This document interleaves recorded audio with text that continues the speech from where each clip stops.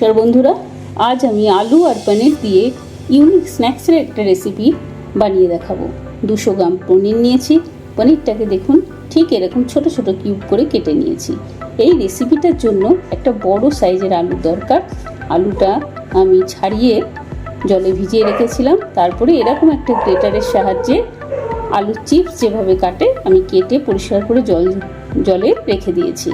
একটা বলে 2 চামচ কর্নফ্লাওয়ার, 2 চামচ ময়দা, 2 চামচ চালের গুঁড়ো, 4-5টা রসুন গ্রেট করে দেবো, আর 8 থেকে 10টা গোলমরিচ গুঁড়ো, নুন পরিমাণ মতো, আর অল্প চিনি দেবো, অল্প লঙ্কার গুঁড়ো দেবো, অল্প হলুদ গুঁড়ো দেবো, আর চাট মশলা 1 চামচ দেবো, দিয়ে ভালো করে মিশিয়ে রেখে দেবো। এবার দেখুন একটা স্টিক নেব।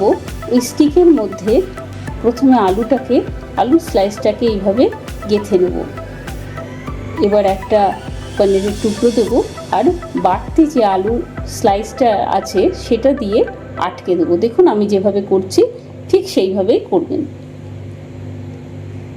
নিরামিষ একটা স্ন্যাক্সের রেসিপি খুব কম খরচে হয়ে যায় এবং অল্প সময়ে। আপনারা এটা স্টার্টার হিসাবেও খেতে পারেন, আবার সন্ধেবেলা চায়ের সাথেও কিন্তু এই স্ন্যাক্সটা একদম জমে যাবে।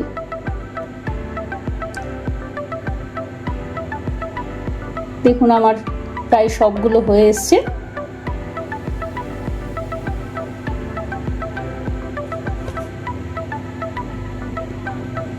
এবার এক একটা করে স্টিক নেব, আর এই মিশ্রণটার মধ্যে হালকা করে মাখিয়ে নেব।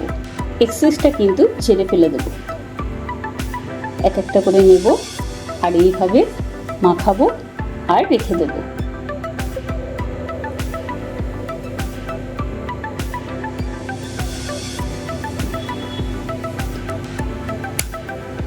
দেখুন আমার সব কটা কমপ্লিট হয়ে গেছে।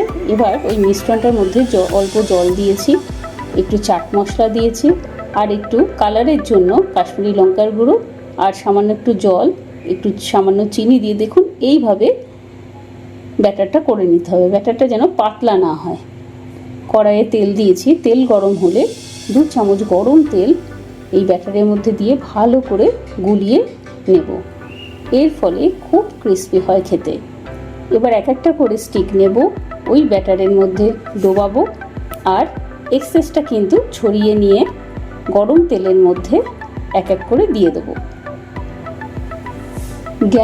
গ্যাসের ফ্লেমটা থাকবে লো টু মিডিয়ামে।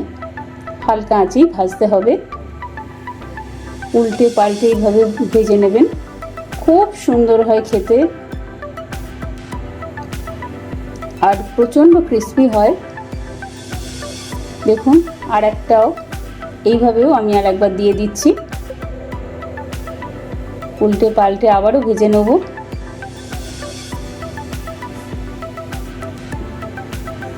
দেখুন আমার ভাজা কমপ্লিট, তুলে নিচ্ছি। আমি সসের সাথে এইভাবে পরিবেশন করেছি। আপনারা স্টিকের থেকে খুলেও পরিবেশন করতে পারেন। দেখুন আমি একটা ভেঙে দেখাচ্ছি কতটা ক্রিস্পি হয়েছে। যদি আমার এই রেসিপিটি ভালো লেগে থাকে তাহলে লাইক, কমেন্ট, শেয়ার করে আমার পাশে থাকবেন। বেল আইকনটা টিপে দেবেন। ভিডিওটি দেখার জন্য অনেক অনেক ধন্যবাদ। নমস্কার।